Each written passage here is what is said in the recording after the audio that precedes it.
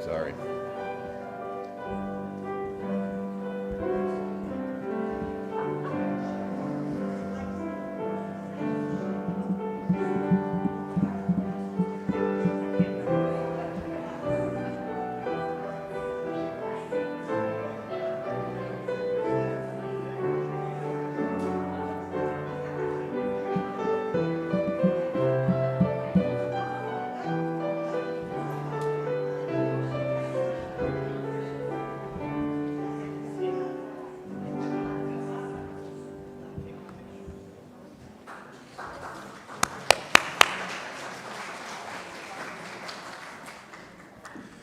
Welcome.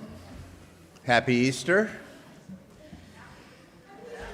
Welcome to Pacific Unitarian Church. At our best, we're a magnet for liberal religious thought. We are at our best a beacon of love and logic, as pretty a pile of wood and glass and stones as there is around.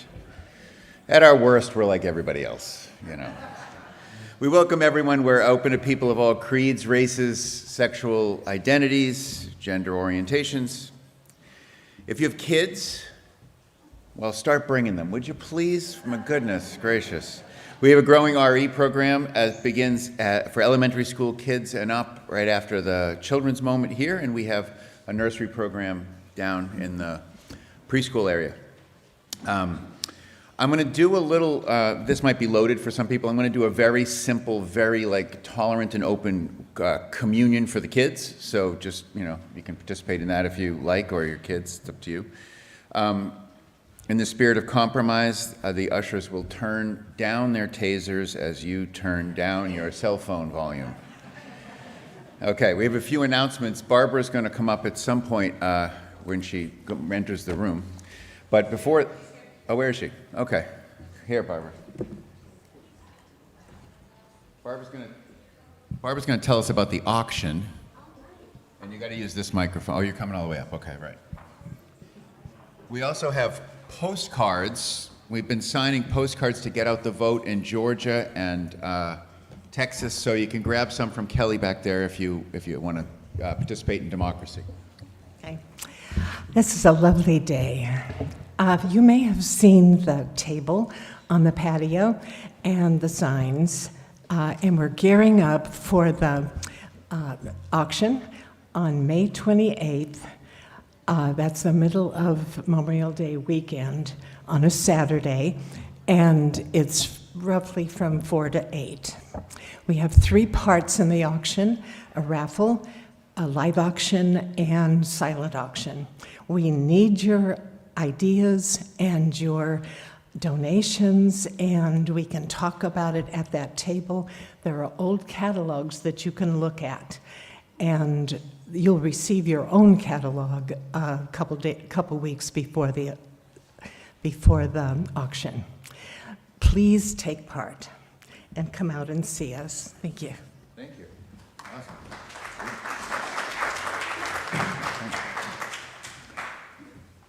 Okay, we also have, this Friday, we have a kids program on Easter afternoon, 3 to 5. Kids, we're going to use scrap materials and we're going to make art, so that's in the afternoon on Earth Day. And then following that, we're going to have a kind of a swap, sort of a gift exchange here from till about 8 o'clock. And so you can come, we're going to go to, it'll be like a little bit of a mini, it's kind of in the reuse category of the Holy Unitarian Trinity of reduce, reuse, recycle. So there you go. On the 29th on Zoom, we're going to have a new member session for those who haven't joined but would wish to, and we'll Zoom, sort of talk about the church's history and stuff. There's also an interim search flyer Gary had put together. Gary's the lead on the interim search committee. If you want to fill out one of these flyers, there's some of them back here. And also, we have an event coming up, and it's sort of a series of meditations coming from now through the next part of the month. And it's meditation around migrants and those kind of issues. Angela and Tu are here. If you want to see them, if you're interested in that, we'll connect you with them. There's also Educators needed. We're running OWL programs. OWL is Our Whole Lives. It's like a sex ed curriculum, very popular within the UUA, and we're gonna try to get some trainers for that in the fall. And so, if you're interested in being trained there's a couple different levels we might train people at. So, there's that. What else we got, Kel? That's it. All right. It's really not it, but there's so much else. Let's see. This week we have Seek. Go ahead. Oh yeah, Lunch Love. We had Laundry Love. The Kistners, I saw them. We're the Kistners. They're outside. So we had Laundry Love, and we were sort of helping, disenfranchised a lot of homeless folks wash their clothes. We've kind of switched that to a lunch program. So every Monday, from about 1:30 to about 2:30, we pack 80 lunches for at-risk seniors, and we get them to an organization down the hill called Community's Child, and they distribute them. So this is sort of our more direct service act, and that's happening weekly. So if you want to be a part of that, or you just simply want to donate to that, these are kind of like the UNICEF things you might remember when you were kids. Remember those? Little boxes, similar spirit. Whew. Wow. Okay, I'm going to invite Catherine up to read our chalice words, and I will light the chalice.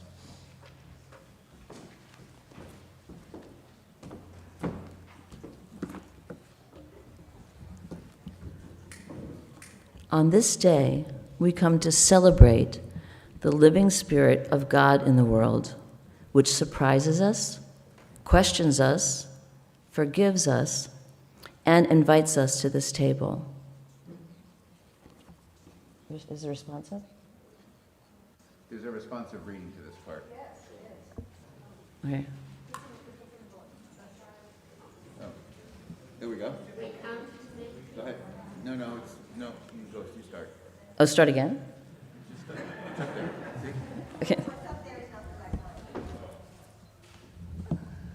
Yes, it is. Yeah. Yes, that's what Go I said. ahead, Catherine, go ahead. Yeah, okay. So then you're supposed to say, we come to make peace, okay? Thank you for the response. The still quietude we shared here this morning is sacred. The friendship we share is sacred. Mm-hmm. I know that I am worthy. I know that I am welcome. All are worthy. All are welcome. Amen. Thank you. Super. Thanks, Catherine. So it's Easter. That's good news. Wherever anybody is on the holidays, it's always interesting, right? The holidays come up, and then they also meet you in your own life, wherever you are, and sometimes they have more importance than other times. It's not that common that so many religious holidays come together as they have in this last time. The Sikhs are having holidays, the Hindus are having Holi around this time. It's a real kind of confluence of holidays. The season of Easter and Passover come together in a very interesting way, and they sort of coincide in the way that the Christians and the Jews sort of share the Passover story as it relates to Easter is fascinating. We're going to talk a lot about that. As Paul Carnes says in his sermon, it's Passover and Easter again. Once again, we are brought to that season made holy by the faithfulness unto death of one of our elder brothers, Jesus of Nazareth. In his life and death, he joined with a host of great companions, known and unknown in his own tradition, from Moses to Elijah and on down. People who've spent time freely of themselves that others might share of a larger liberty, that oppression and error be purged from our ways and superstition no longer binds our minds. That's a very Unitarian take on what Jesus brought, but I think an accurate one. Let's sing our opening hymn, Down by the River, which you might know sung famously by kind of Alison Krauss recently. It was in Brother, Where Art Thou? Great movie, by the way. Let's have the sopranos sing the melody one time through before we all try it together, because some of you may not know this song. So, sopranos, are you ready? All right, here we go. Ready? As I went down to the river to pray, studying about that good old way, and who shall wear that starry crown?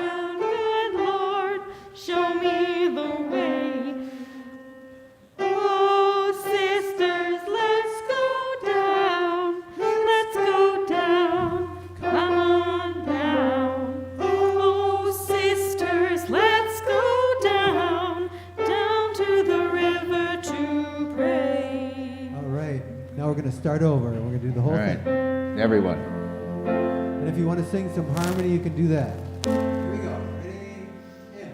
And. As I went down to the river to pray, studying about that good old way, and who shall wear the starry crown? Good Lord, show me the way. Oh, sisters, let's go down, let's go down, come on down. Oh, sisters, let's go down, down to the river to pray. As I went down to the river to pray, studying about that good old way, and who shall wear that starry crown? Good Lord, show me the way. Oh, sisters, let's go down, let's go down, come on down. Oh, brothers, let's go down, down to the river to pray. As I went down to the river to pray, studying about that good old way, and who shall wear that starry crown? Good Lord, show me the way. Oh, fathers, let's go down, let's go down, come on down. Oh, fathers, let's go down, down to the river to pray.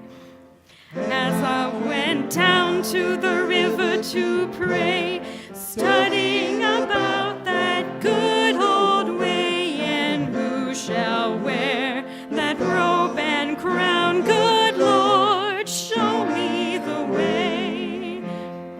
Oh, mothers, let's go down, come on down, don't you wanna go down?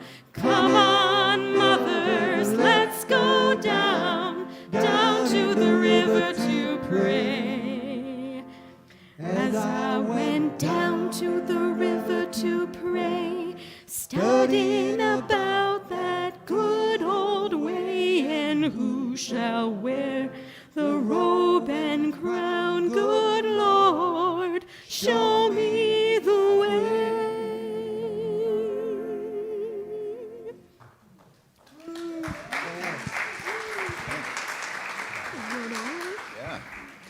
I'd like to invite our young and young at heart down for children's moment. No, not you, Gary, but thank you. He is young at heart, actually. Come on down, guys.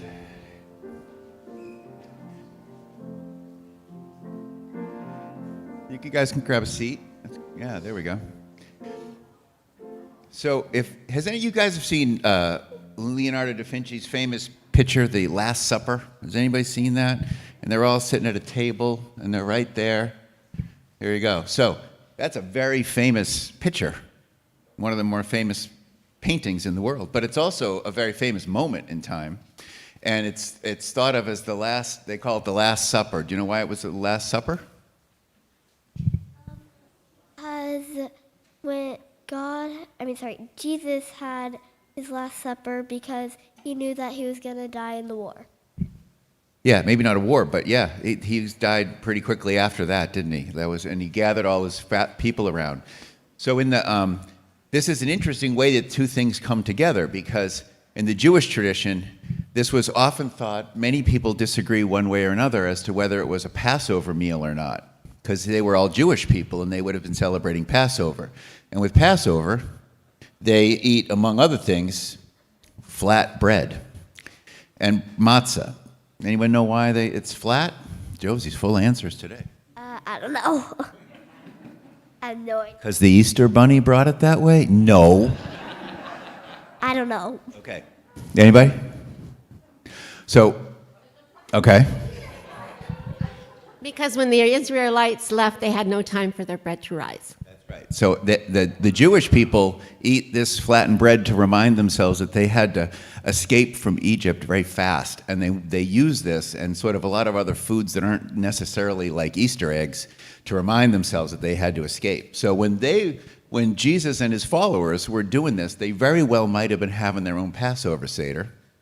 But then Christians kind of took this over, and as the Bible got written over in time, further away from Jesus' time, they made it more Christian, likely. And so in the Christian tradition, does anybody know what happens with communion? They give you a thing and then they like bless you or something. I think we're going to replace thing with what? Food. All right, close. Yes, food. So they have bread, and it would probably be, if it was a Passover meal, but in the Christian sense, it's usually like little wafers, or it's regular bread. Sometimes people will pull it off. So I got some bread. You can have a piece of bread. And Jesus gathered with his friends, and he said, you can have one, there you go. And then he is reported to have said, eat this bread as a remembrance of me. And they had some wine, and I got grape juice. No wine. What kind of church do you think this is? Here we go. So, everybody gets a little bit of grape juice.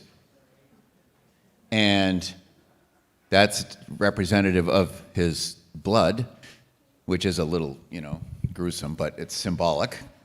And so he would say, eat and do this in remembrance of me. And really what I think he was saying was, look, I'm going to be gone soon, and you're going to need to remember the dream that we had about building a peaceful world and all the good things that we dreamed coming forward. So this, in as much as it's about him, I think that Jesus would have thought it was about that shared idea that we're going to build a kingdom of peace and love and understanding for all of us. So this communion for us here is a reminder of our commitment to building a peaceful and just world. And it's also a remembrance of many people's heroes, if not Savior, Jesus. How's that? There we go. Let's sing out our children with our Singing Out Our Children song. Now let us sing. Now let us sing to the power of the faith within. Now let us sing to the power of the faith within. Lift up your voice, be not afraid. Sing to the power of the faith within.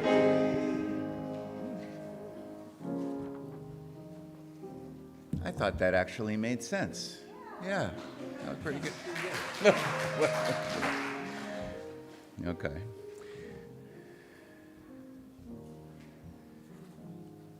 Our centering hymn is Morning is Broken, number 38. Please join in.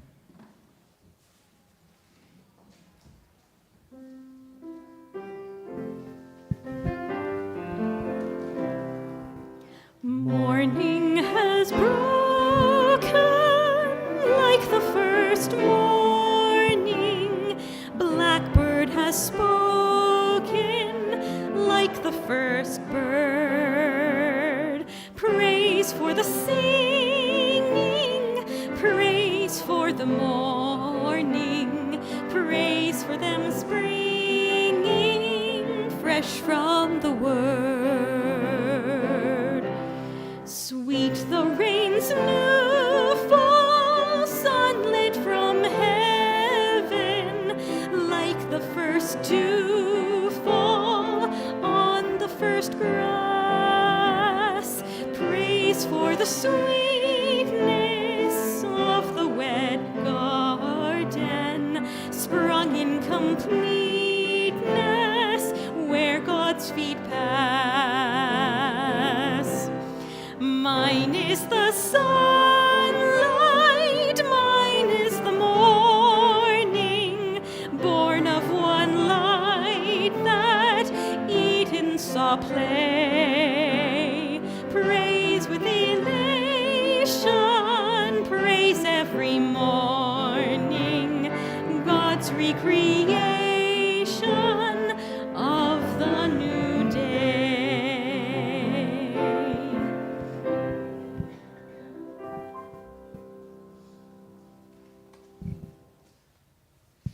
You know, we sing that a fair bit, but I still can't help but hear Cat Stevens sing that, right? Absolutely. It's now time for joys and concerns, and I want to invite, we're going to have people come down. We're getting back to our normal routine.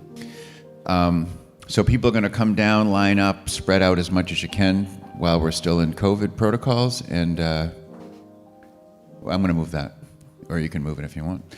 And people can share what's on their hearts and minds. So you can just speak right into the microphone. Not all at once.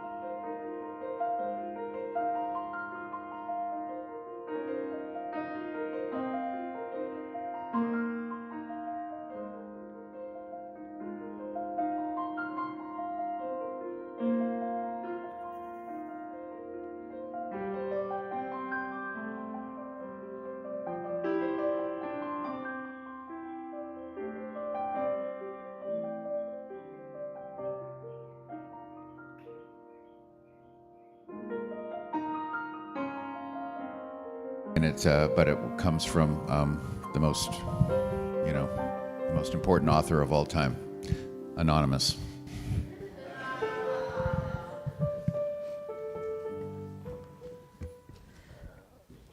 And even if agnostics do prove right in the end, I'd still like to know in my depths that I don't have to hold back, that I can live my life with some steady devotion to belief, as well as to all that cool knowledge of which we are sure. And even if people who don't believe in any God prove right in the end, and the whole world just popped into being with no one at the drawing board, I'd still like to live my life as if love actually mattered more than fear or hate. And if people who have faith in a loving God prove right in the end, I'd still like to see some evidence of that in the caring and radiant people who claim to love God and are fiercely honest about their beliefs.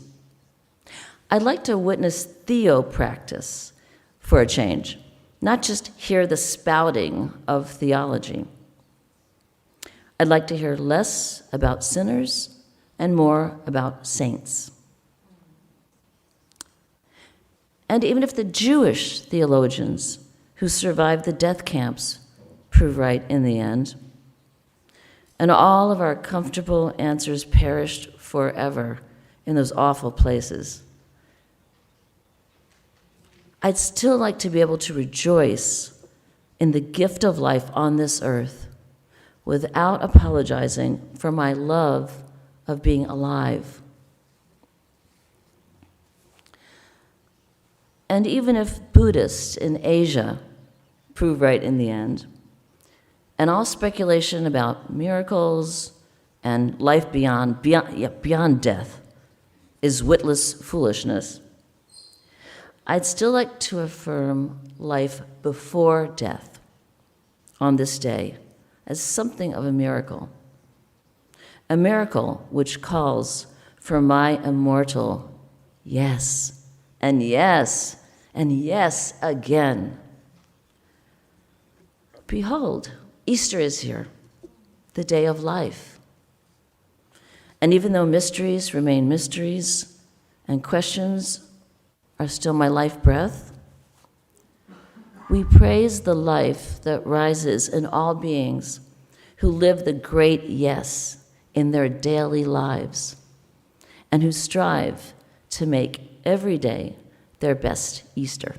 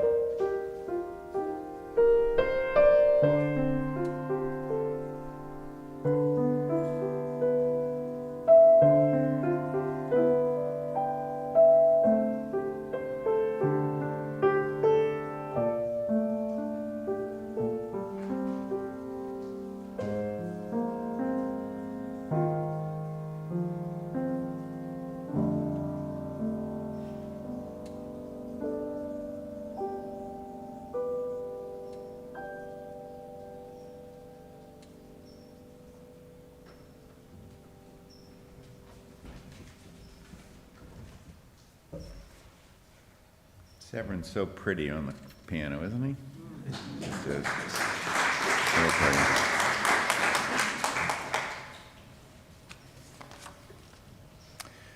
My friend Vicki Weinstein wrote this reading called Being the Resurrection. The stone has got to be rolled back from the tomb again and again every year. Roll up your sleeves. He's not coming back, you know. He's not coming back unless it is us who rise for him. We who lay healing hands on the reviled and rejected like he did on his behalf. We who rage for righteousness in his insistent voice. We who love the sinner, even knowing that the sinner is no further off than our own heartbeat. Elijah won't come back and join the table either to share in God's extravagant banquet unless we make that happen. God's love feast to which all are invited, come as you are. May we all say grace and break bread and pass it to the left and dish up the boiled fish and pour the wine and pass it to the right and treat each one so tenderly as though just this morning she or he made the effort to make it back from heaven or hell, but certainly from death to be by our side. Because if by some miracle, and why not a miracle, those two did come back, Elijah and Jesus, wouldn't they want to see us living in an amazingly kind way? If by some amazing feat they came riding into town, the two of them could look around and say, "This is what I meant." And we could say it took a long time, but we finally figured it out. Oh, let us live to make it so.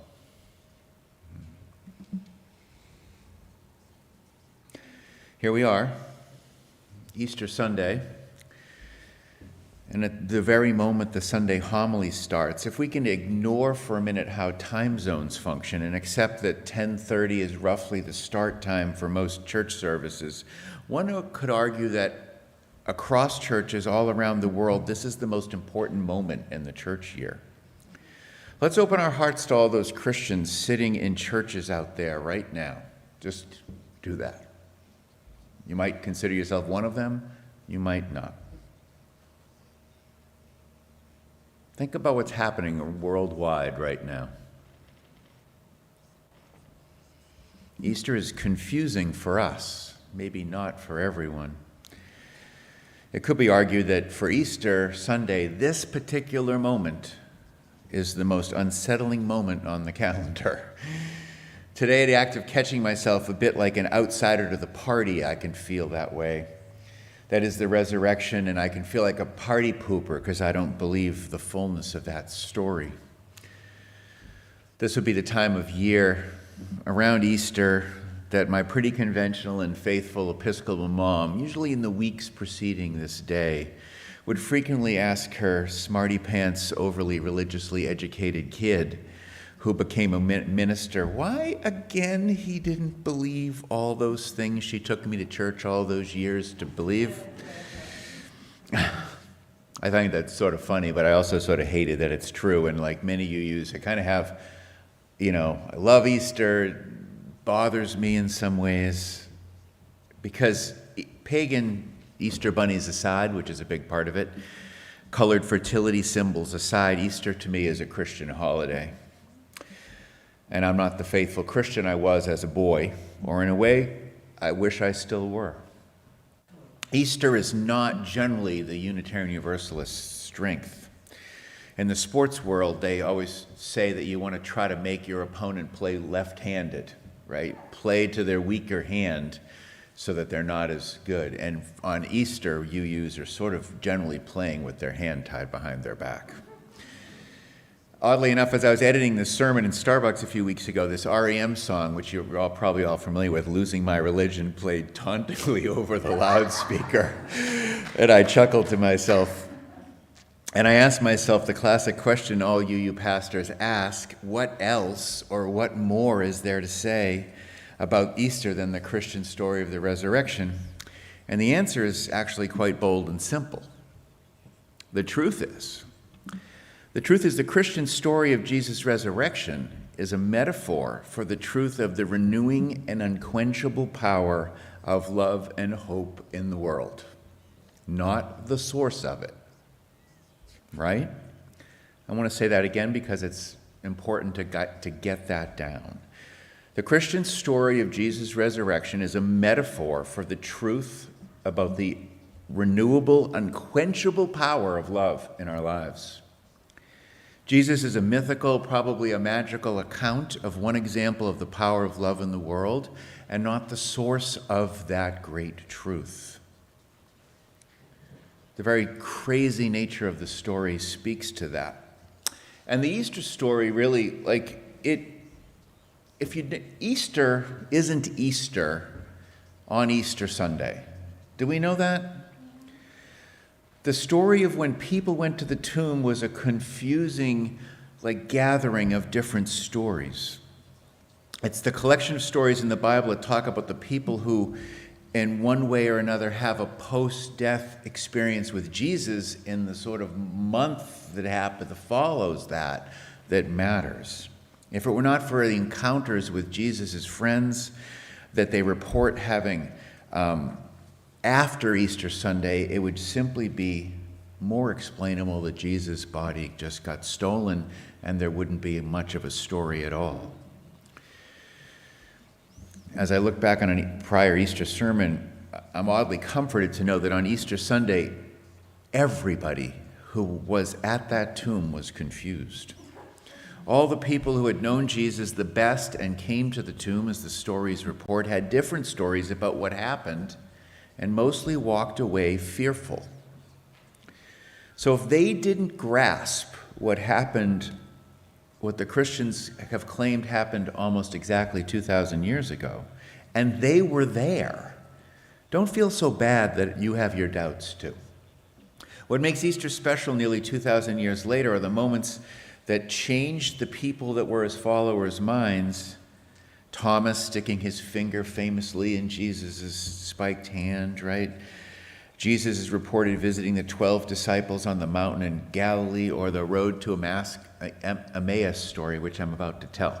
This is a kind of a classic Jesus encounter. It's the 24th chapter of Luke. Here it goes. I did this earlier, and I think it's just a great story.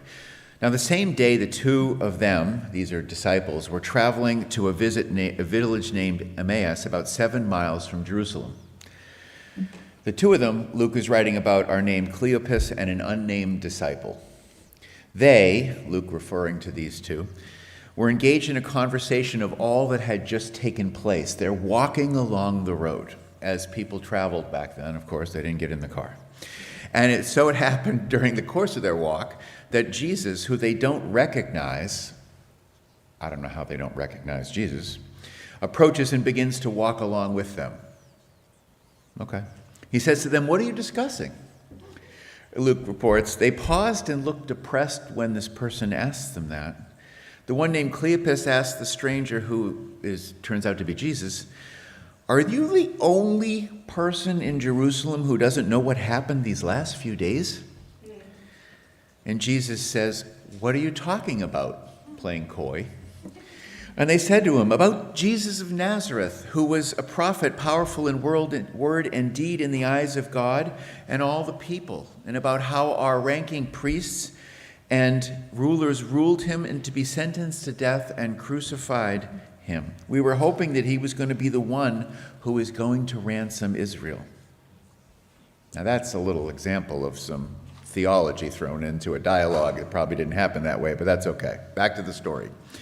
These two had gotten close to the village to which they were going, and Jesus acts as if he's going to keep walking, but they entreat him to stay. They say, "Stay with us. It's almost evening. The day's practically over," so he comes in to stay with them.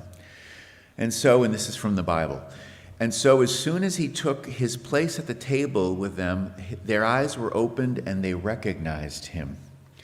And he vanished from their sight. And they said to each other, "Weren't our hearts burning while we talked with him on the road?" And they got up and they immediately returned to Jerusalem.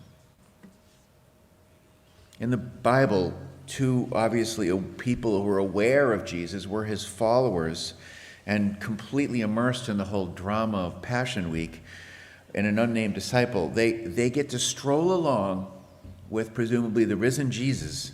They talk to the very person who seems to be playing dumb with them.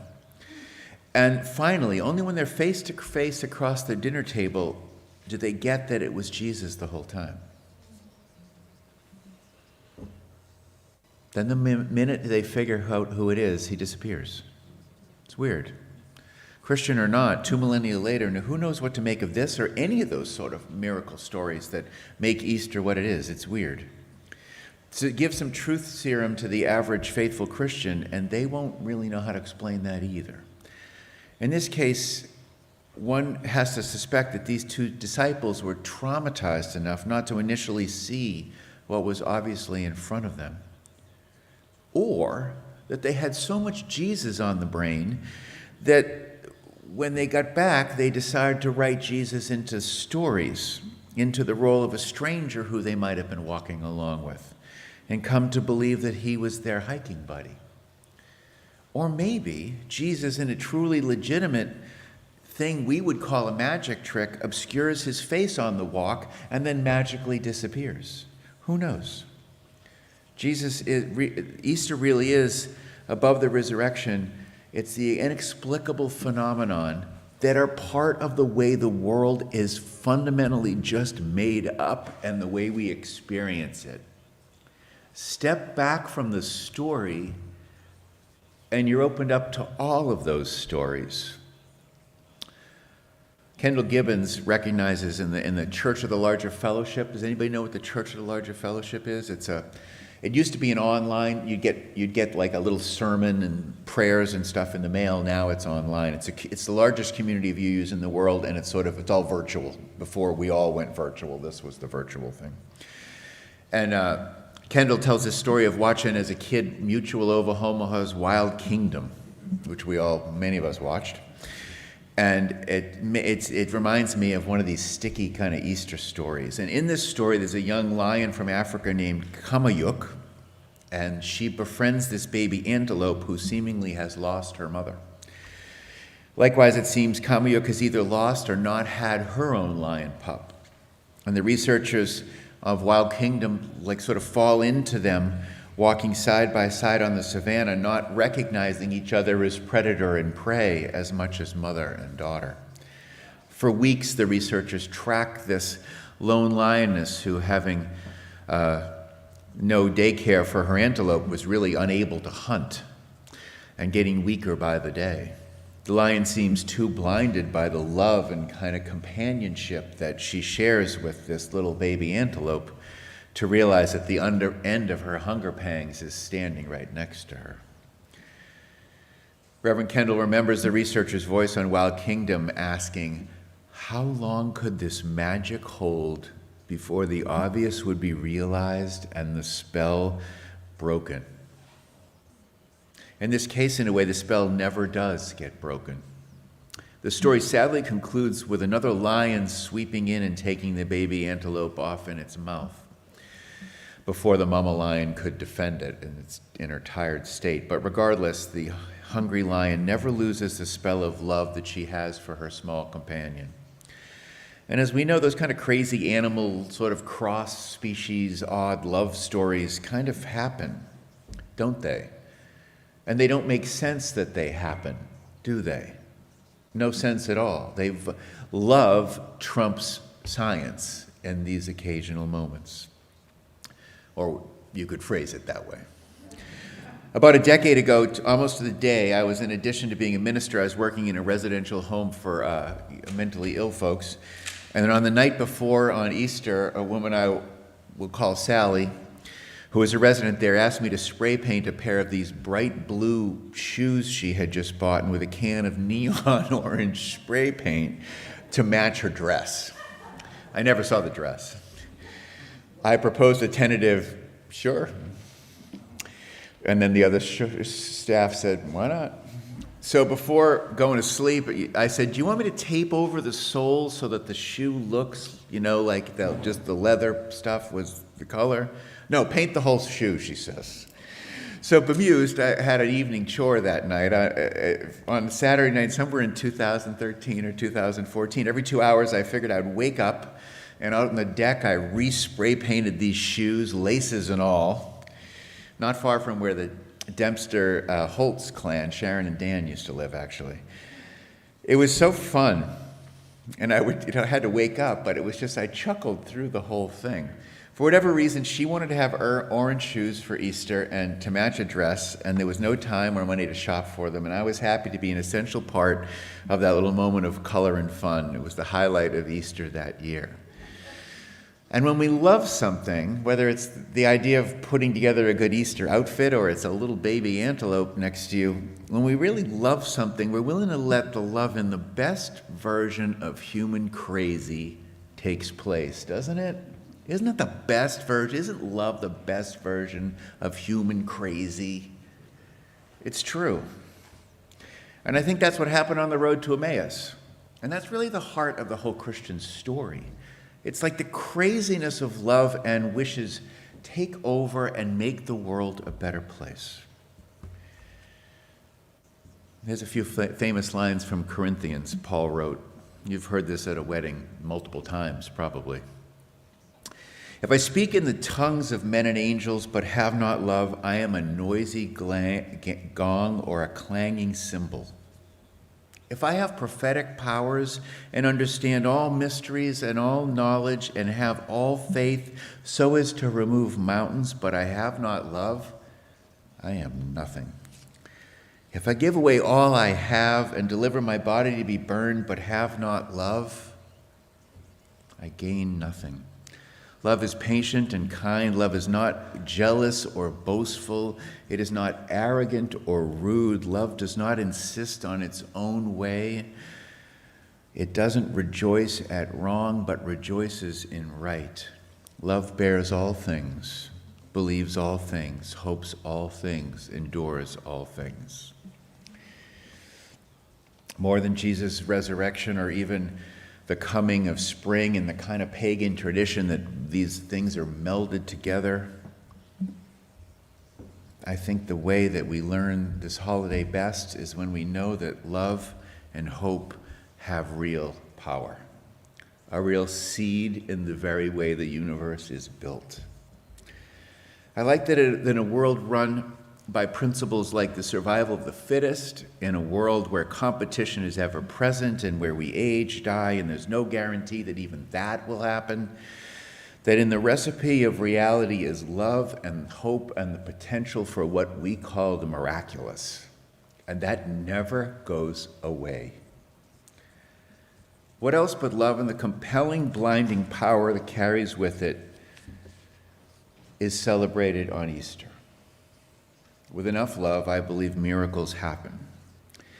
And I have one final story of hope and potential. Because Jesus became a cosmic figure, has received less attention than it should. The observation is simply that almost exactly 2,000 years ago, a man named Jesus was alive.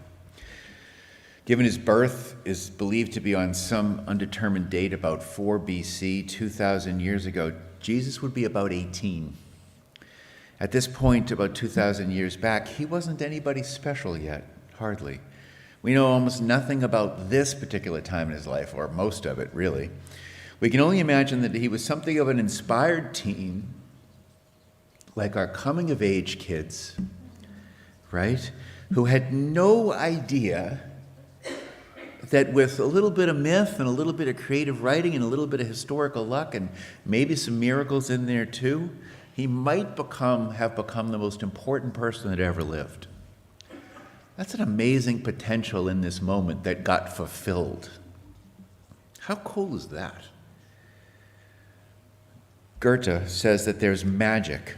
There's something of a divine energy that goes to work when we make a commitment and that we obsess and love about something. You've probably seen the quote.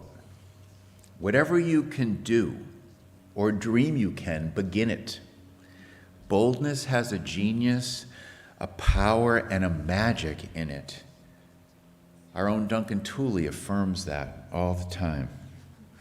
Love and hope offer us a universal energy as real as gravity.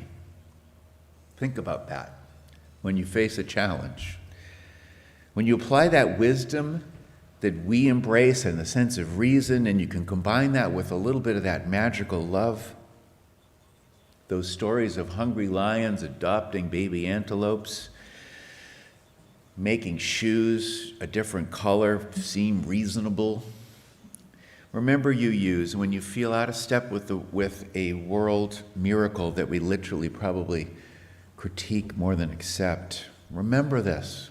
We are not the observers of reality nearly as much as we are the authors of reality. So along with being smart and principled, when we're at our best, at our disposal at least a little, is a divine gift that with enough focus and love and will, we can make the nearly miraculous happen. Amen. Happy Easter. Thanks. And now for the hitting you up for money part.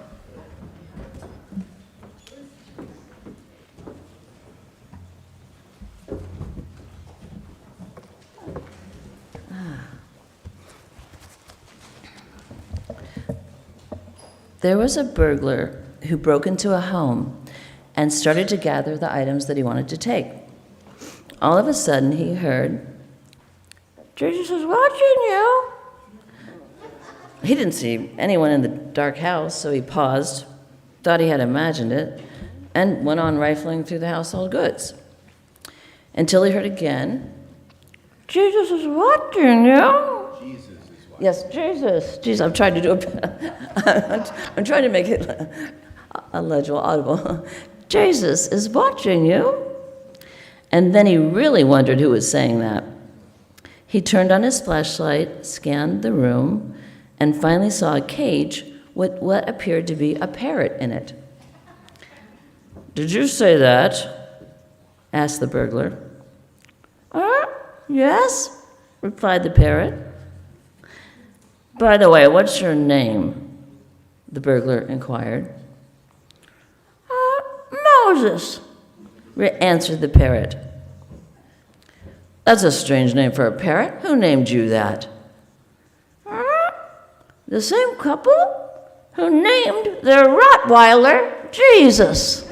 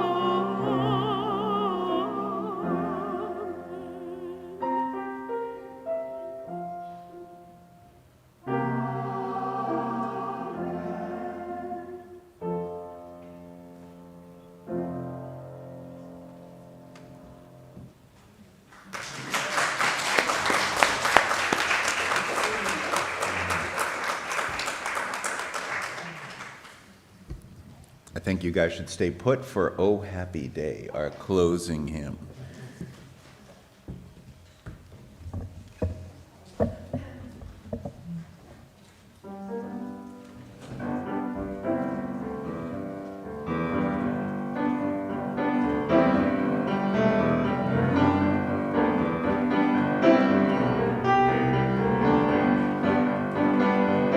Oh, happy day.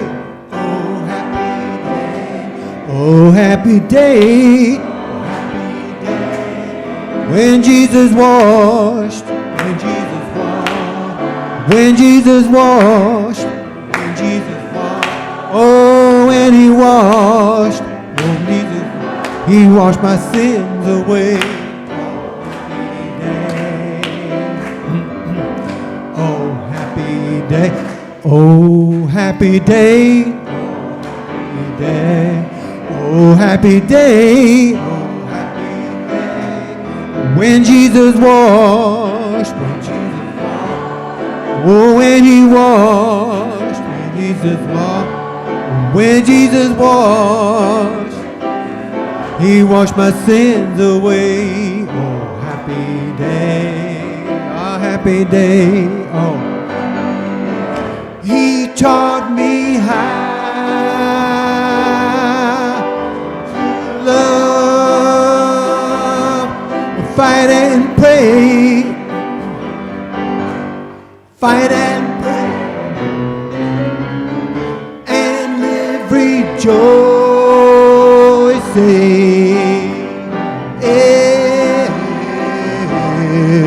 every day. Every day. Oh, happy day. Oh, happy day. Oh, happy day. Oh, happy day. When Jesus washed. When Jesus washed. Oh, when he washed. When Jesus washed. When Jesus washed. When Jesus, he washed my sins away. Oh, happy day. Oh, happy day. Oh, happy day. Oh, happy day. Oh, happy day. Oh, happy day. Oh, happy day.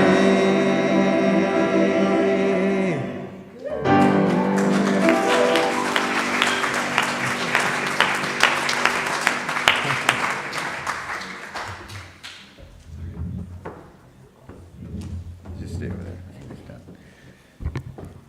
Okay. This church is dedicated to the proposition that behind all of our differences, beneath all of our diversity, there is a unity that makes us one and binds us forever together, in spite of time and death and the space between the stars. We pause in silent witness to that unity.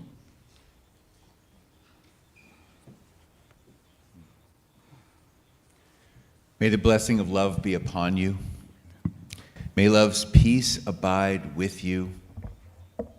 May love's presence illuminate your hearts now and forevermore. So be it. Amen. Shalom.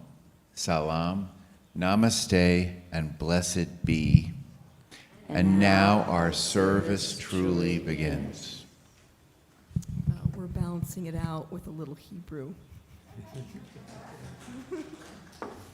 This is called Rakut. It's one of the 5 Hebrew love songs, and it means tenderness.